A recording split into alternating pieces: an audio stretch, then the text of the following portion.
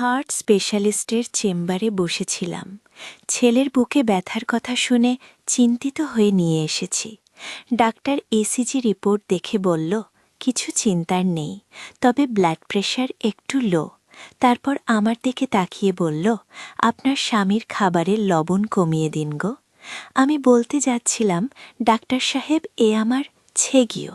ছেলে আমার হাত চেপে ধরল। আমি চুপ হয়ে গেলাম। ডাক্তার আরও কিছু পরামর্শ বলল, আপনার স্বামী অনেক স্ট্রেস নিয়ে থাকেন মনে হচ্ছে। বইয়ের ভালোবাসা পেলে এসব সমস্যা কমে যায়। চেম্বার থেকে বেরিয়ে আমি জিজ্ঞেস করলাম, কেন বলতে দিলি না?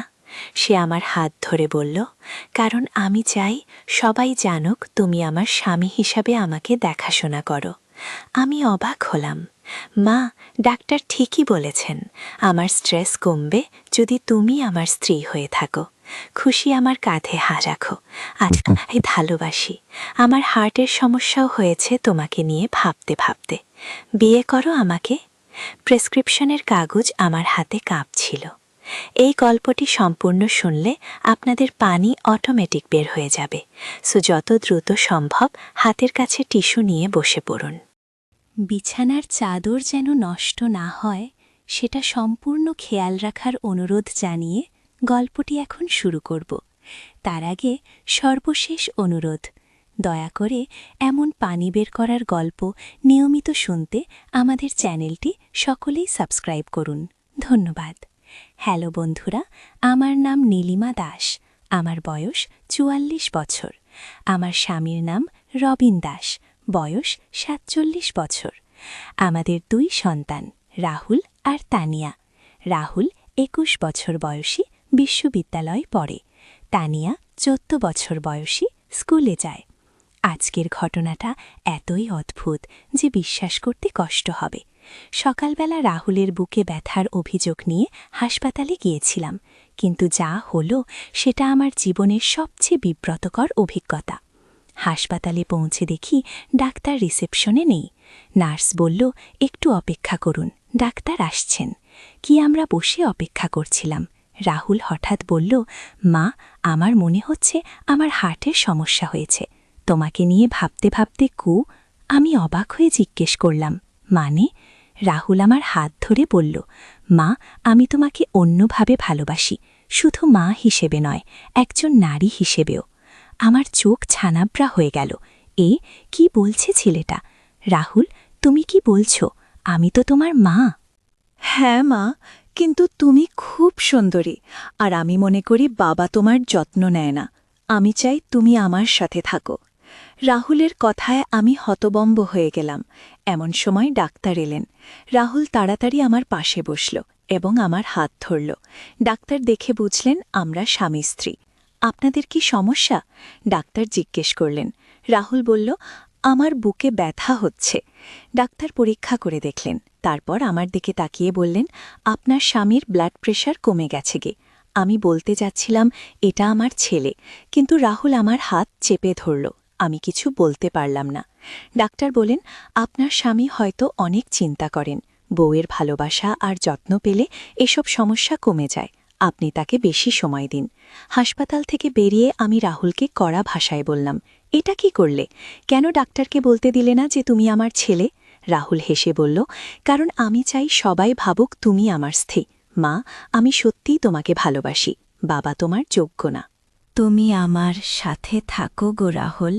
এটা কি বলছো? আমি তোমার মা। এরকম কথা বলতে নেই। আমি রাগ করে বললাম, মা, আমি তোমার চেয়ে মাত্র ২৩ বছরের বড়। আমরা দুজনে খুশিতে থাকতে পারি রাহুল। আমার কাঁধে হাত রাখো।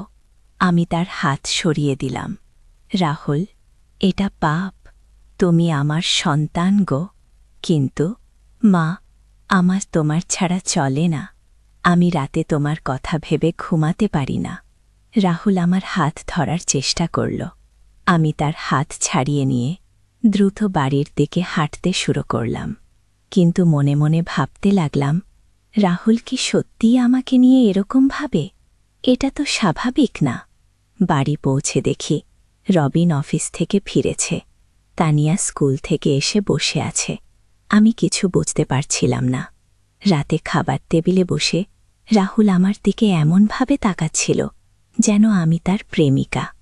রবিন কিছু বুঝতে পারল না। খাবার পর রাহুল আমার কাছে এসে বলল, মা, আমি তোমার সাথে কথা বলতে চাই। ও কি কথা? আমি জিজ্ঞেস করলাম। মা, আমি সিরিয়াস। আমি তোমাকে ভালোবাসি। তুমি যদি বাবার সাথে ডিভোর্স নাও, আমি তোমাকে বিয়ে করব। রাহুলের এই কথা শুনে আমার মাথা ঘুরে গেল। রাহুল, তুমি পাগল হয়ে গেছ। এটা কি বলছো? মা, আমি জানি এটা অদ্ভুত শোনাচ্ছে, কিন্তু আমি তোমার প্রেমে পড়ে গেছি। তুমি এত সুন্দরী, এত ভালো, বাবা তোমার কদর করে না। রাহুল আমার কাছে এসে বলল। আমি তাকে ধাক্কা দিয়ে সরিয়ে দিলাম। রাহুল, এটা অন্যায়। তুমি আমার ছেলে। মা ছেলের মধ্যে এরকম সম্পর্ক হয় না আগে। কিন্তু মা, প্রেম তো কারোর অনুমতি নিয়ে আসে না। আমি তোমাকে ছাড়া বাঁচতে পারবো না। রাহুল কাঁদতে শুরু করল। আমি তার কান্না দেখে নরম হয়ে গেলাম। কিন্তু এটা তো ভুল। আমি কি করব বুঝতে পারছিলাম না। পরের দিন সকালে রাহুল আবার আমার কাছে এলো। মা, গতকাল আমার কথা ভেবেছ? রাহুল, এটা নিয়ে আর কথা বলো না। এটা ভুল। আমি বললাম। মা, আমি তোমার জন্য কলেজ ছেড়ে দিতে রাজি। আমি চাকরি করব, তোমার দেখাশোনা করব। রাহুল আমার হাত ধরল। আমি তার হাত ছাড়িয়ে নিলাম। রাহুল, তুমি ভুল পথে যাচ্ছ। এটা পাপু দিন যেতে লাগল। রাহুল প্রতিদিন আমাকে তার প্রেমের কথা বলত। আমি খুব অস্বস্তি বোধ করতাম, কিন্তু একটা ব্যাপার লক্ষ্য করলাম। রাহুল সত্যিই আমার খুব যত্ন নেয়। আমার পছন্দের খাবার এনে দেয়, আমি অসুস্থ হলে দেখাশোনা করে। রবিন কখনো এতটা যত্ন নেয় না। একদিন রবিন অফিসের কাজে ঢাকা গেল। তানিয়া বন্ধুর বাসায় থাকতে গেল। বাড়িতে শুধু আমি আর রাহুল। রাতে খাবার খেতে বসে রাহুল বলল, মা, আজ আমাদের একসাথে একটা সুন্দর সময় কাটানো যাক। কি মানে? আমি জিজ্ঞেস করলাম। মানে হলো, আমরা একসাথে সিনেমা দেখি, কথা বলি, তুমি আমাকে স্বামী হিসেবে ভাবার চেষ্টা করো। রাহুল হেসে বলল, এটা ঠিক না মা, আমি তোমার মা গো। মা, একদিনের জন্য হোক, প্লিজ গো। রাহুল আমার হাত ধরল। আমি না করতে পারলাম না। রাহুলের চোখে এত ভালোবাসা দেখতে পেলাম যে মনটা নরম হয়ে গেল। রাতে আমরা একসাথে বসে সিনেমা দেখলাম। রাহুল আমার পাশে খুব কাছে বসেছিল। মাঝে মাঝে আমার হাত স্পর্শ করছিল। মা, তুমি কত সুন্দরী, বাবার মতো ভাগ্যবান আমি হতে চাই। রাহুল আমার দিকে তাকিয়ে বলল। আমি কিছু বলতে পারলাম না। মনটা কেমন যেন অদ্ভুত লাগছিল। রাহুল হঠাৎ আমার গালে হাত রাখল। মা, আমি তোমাকে কিস করতে পারি? আমি চমকে উঠলাম। রাহুল, না, এটা ঠিক নাকি? একটা চুম্বন? মা, প্লিজ গো। রাহুল আমার মুখের দিকে এগিয়ে এলো। আমি দ্রুত উঠে দাঁড়ালাম। রাহুল, এটা অন্যায়। আমি তোমার মা। তুমি এরকম ভাবতে পারো না। আগে রাহু হতাশ হয়ে বলল, মা, আমি কি করব বলো? আমি তোমাকে ছাড়া বাঁচতে পারছি না। আগে আমি তার কাঁধে হাত রাখলাম। রাহুল, তুমি একটা ভালো মেয়ে খুঁজে বের করো, বিয়ে করো, তুমি খুশি থাকবে। মা, আমি শুধু তোমাকেই চাই। কি? রাহুল কেঁদে ফেলল। পরের দিন একটা অদ্ভুত ঘটনা ঘটল। সকালে ঘুম থেকে উঠে দেখি রাহুল আমার বিছানার পাশে বসে আছে। রাহুল, তুমি এখানে কি করছো? মা, আমি সারা রাত তোমার পাশে বসেছিলাম, তোমাকে দেখছিলাম। রাহুল বলল। আমি ভয় পেয়ে গেলাম। কেন? কারণ তুমি ঘুমের মধ্যে কত সুন্দর লাগছিলে। আমি তোমাকে স্পর্শ করতে চেয়েছিলাম, কিন্তু করিনি। রাহুল আমার হাত ধরল। আমি তার হাত ছাড়িয়ে নিলাম। রাহুল, এটা ঠিক না। তুমি আমার ঘরে এভাবে আসতে পারো না। আগে মা, আমি তোমার স্বামী হতে চাই। তাহলে আমি তোমার সাথে একই বিছানায় ঘুমাতে পারব। রাহুল বলল। আমার গা ঘিম ঘিম করতে লাগল। এটা কি হচ্ছে?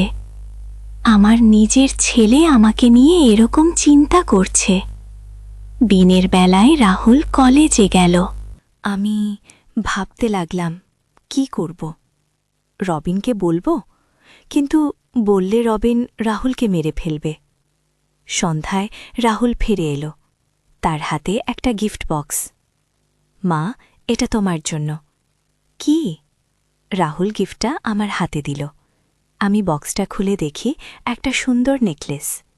এটা কেন কিনেছ? কারণ আমি তোমাকে ভালোবাসি। একজন পুরুষ যেভাবে তার প্রিয় নারীকে গিফট দেয়। রাহুল বলল। রাহুল, আমি এটা নিতে পারি না। কি কেন পারো না? তুমি আমার প্রেমিকা। রাহুল জোর করে নেকলেসটা আমার গলায় পরিয়ে দিল। আমি তাড়াতাড়ি খুলে ফেললাম। রাহুল, আমি তোমার প্রেমিকা না, আমি তোমার মা গো। রাহুল হতাশ হয়ে বলল, ঠিক আছে মা, তুমি এখন রাজি না, কিন্তু আমি অপেক্ষা করব। একদিন তুমি আমার হবেই। এই কথা শুনে শুনে আমার ভীষণ ভয় লাগল। রাহুল কি আমাকে জোর করবে? রাতে রবিন ফিরে এলো। আমি রবিনের কাছে সব বললাম। রবিন প্রথমে বিশ্বাস করল না। নীলিমা, তুমি নিশ্চয়ই ভুল বুঝেছ। রাহুল আমাদের ছেলে গো। রবিন, আমি সব দেখেছি। সে সত্যিই আমাকে নিয়ে এরকম ভাবে। আমি কাঁদতে শুরু করলাম। রবিন রাগ করে রাহুলকে ডাকল। রাহুল, এদিকে আসো। রাহুল এসে বলল, কি ব্যাপার বাবা? তুমি তোমার মায়ের সাথে কি ব্যবহার করছ? দোকানদার জিজ্ঞেস করল, এ আপনার ছেলে নাকি স্বামী? রাহুল তাড়াতাড়ি বলল, উনি আমার স্ত্রী গো। আমি লজ্জায় মাটিতে মিশে যেতে চাইলাম। রাহুল, কি বলছ? দোকানদার অবাক হয়ে বলল, কিন্তু দেখতে তো মা ছেলে মনে হচ্ছে কি? রাহুল হেসে বলল, না, উনি আমার স্ত্রী। আমরা নতুন বিয়ে করেছি গো। আমি আর সহ্য করতে পারলাম না। দৌড়ে বাড়িতে চলে এলাম। বাড়িতে এসে রবিনকে সব বললাম। রবিন সিদ্ধান্ত নিল, রাহুলকে মানসিক ডাক্তারের কাছে নিয়ে যেতে হবে। কিন্তু রাহুল ডাক্তারের কাছে যেতে রাজি হল না। সে বলল, আমার কোনো সমস্যা নেই, আমি শুধু মাকে ভালোবাসি। অবস্থা দিন দিন আরও জটিল হতে লাগল। রাহুল প্রতিদিন আমাকে বলতো, মা, আমি তোমাকে ছাড়া থাকতে পারব না, তুমি আমার সাথে পালিয়ে যাও। একদিন রাতে আমি ঘুমিয়েছিলাম। হঠাৎ অনুভব করলাম কেউ আমার পাশে শুয়ে আছে। চোখ খুলে দেখি রাহুল আমার বিছানায় শুয়ে আছে। আমি চিৎকার করে উঠলাম, রাহুল, তুমি কি করছ? রাহুল বলল, মা, আমি তোমার পাশে ঘুমাতে চাই। স্বামী স্ত্রীরা একসাথে ঘুমায় গো। আমি তাকে ধাক্কা দিয়ে বিছানা থেকে ফেললাম। বেরিয়ে যাও এখান থেকে। রাহুল উঠে দাঁড়িয়ে বলল, ঠিক আছে মা, আজ যাচ্ছি, কিন্তু একদিন তুমি নিজেই আমাকে ডাকবে।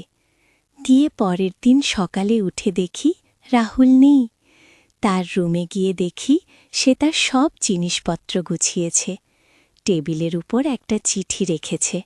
চিঠিতে লেখা ছিল, প্রিয় মা, আমি বুঝতে পারছি তুমি আমাকে নিয়ে অস্বস্তি বোধ করছ, তাই আমি বাড়ি ছেড়ে চলে যাচ্ছি। কিন্তু মনে রেখো, আমি তোমাকে ভালোবাসি। একদিন ফিরে এসে তোমাকে নিয়ে যাব। আমি ভীষণ চিন্তিত হয়ে পড়লাম। রাহুল কোথায় গেল? সে কি করবে? 3 দিন পর রাহুলের ফোন এলো, মা, আমি ভালো আছি, তুমি আমার জন্য চিন্তা করো না। আগে রাহুল, তুমি কোথায়? বাড়ি ফিরে এসো।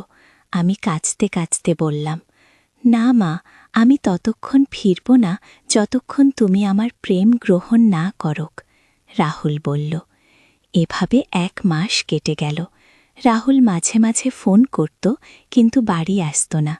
হঠাৎ একদিন খবর পেলাম রাহুল হাসপাতালে ভর্তি, দুর্ঘটনায় পড়েছে। আমরা দৌড়া হাসপাতালে গেলাম। রাহুলকে দেখে আমার হৃদয় ভেঙে গেল। সে খুব দুর্বল হয়ে পড়েছিল। আমাকে দেখে কাঁদতে শুরু করল। মা, আমি জানতাম তুমি আসবে, তুমি আমাকে ভালোবাসো। রাহুল আমার হাত ধরল। হ্যাঁ রাহুল, আমি তোমাকে ভালোবাসি। কিন্তু মা হিসাবে এগুলো আমি তার কপালে হাত বুলিয়ে দিলাম। মা, আমি আর পারছি না, তুমি আমার প্রেম গ্রহণ করো, নতুবা আমি মরে যাব। রাহুল দুর্বল গলায় বলল। আমি বুঝতে পারলাম রাহুল সত্যিই অসুস্থ, তার মানসিক অবস্থা খারাপ। ডাক্তার আমাকে ডেকে বললেন, আপনার ছেলের মানসিক সমস্যা হয়েছে, কোনো শক লেগেছে মনে হচ্ছে, তাকে সাইকোলজিস্টের কাছে নিয়ে যেতে হবে। আমরা রাহুলকে মানসিক চিকিৎসকের কাছে নিয়ে গেলাম। চিকিৎসক বললেন এটা অডিপাস কমপ্লেক্স। ছেলেটার মায়ের প্রতি অস্বাভাবিক আকর্ষণ তৈরি হয়েছে। গিয়ে এর চিকিৎসা কি? রবিন জিজ্ঞেস করল। সময় লাগবে, থেরাপি আর কাউন্সেলিং করতে হবে, খুব ডাক্তার বললেন। রাহুলের চিকিৎসা শুরু হল। প্রথম দিকে সে থেরাপি নিতে চাইত না, বলতো আমার কোনো সমস্যা নেই। কিন্তু ধীরে ধীরে থেরাপিস্ট রাহুলকে বোঝাতে সক্ষম হলেন যে তার ভালোবাসাটা স্বাভাবিক না। 3 মাস থেরাপির পর রাহুল কিছুটা স্বাভাবিক হয়ে এলো। সে আমার কাছে এসে বলল, মা, আমি দুঃখিত, আমি তোমাকে কষ্ট দিয়েছি গুল। আমি তাকে বুকে জড়িয়ে ধরলাম। রাহুল, তুমি আমার ছেলে, আমি তোমাকে ক্ষমা করে দিয়েছি গুল। মা, আমি এখন বুঝতে পারছি আমার ভুল কোথায় ছিল। তুমি আমার মা, শুধু মা। রাহুল কাঁদতে কাঁদতে বলল। ধীরে ধীরে রাহুল পুরোপুরি সুস্থ হয়ে উঠল। সে আবার কলেজে যেতে শুরু করল। 1 বছর পর সে একটা মেয়ের সাথে প্রেমে পড়ল। একদিন সে আমার কাছে এসে বলল, মা, আমি রিয়াকে ভালোবাসি, তাকে বিয়ে করতে চাই। ও খুশি হয়ে বললাম, খুব ভালো, তুমি রিয়াকে নিয়ে এসো, আমি তার সাথে কথা বলবো। ও রাহুল রিয়াকে নিয়ে এলো।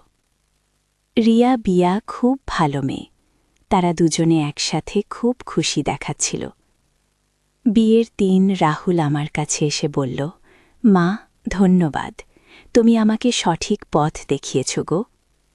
রাহুল, তুমি আমার ছেলে, তোমার ভালো হোক এটাই আমি চাই। ও তার কপালে হাত রাখলাম। রাহুলের বিয়ে হয়ে গেল। সে এখন রিয়ার সাথে খুব খুশিতে আছে। মাঝে মাঝে তারা বাড়িতে আসে। রাহুল এখন আমাকে শুধু মা হিসেবেই দেখে। একদিন রিয়া আমার কাছে এসে বলল, মা, রাহুল আমাকে সব বলেছে, আপনি তাকে ক্ষমা করে দিয়েছেন, এজন্য আমি কৃতজ্ঞ। আমি হেসে বললাম, রিয়া, সে আমার ছেলে, ছেলের ভুল মা ক্ষমা করবে না তো কে করবে? আজ যখন এই ঘটনার কথা মনে পড়ে আমার অদ্ভুত লাগে। কিভাবে আমার নিজের ছেলে আমাকে নিয়ে এরকম ভেবেছিল। কিন্তু ধন্যবাদ চিকিৎসকের, যে তাকে সুস্থ করে তুলতে পেরেছেন। এখন রাহুল একটা ভালো চাকরি করে। তার আর রিয়ার একটা ছোট্ট মেয়ে হয়েছে। আমি নানি হয়েছি। রাহুল এখন একজন ভালো বাবা, ভালো স্বামী। কিন্তু মাঝে মাঝে আমার মনে প্রশ্ন জাগে, রাহুল কি সত্যিই আমাকে ভুলে গেছে, নাকি এখনো মনের গভীরে কোথাও? না, এসব ভাবা ঠিক না। রাহুল এখন সুস্থ, সে একটা স্বাভাবিক জীবনযাত্রা করছে। আমি একজন মা হিসেবে এটাই চাই। গত সপ্তাহে রাহুল বাড়িতে এসেছিল।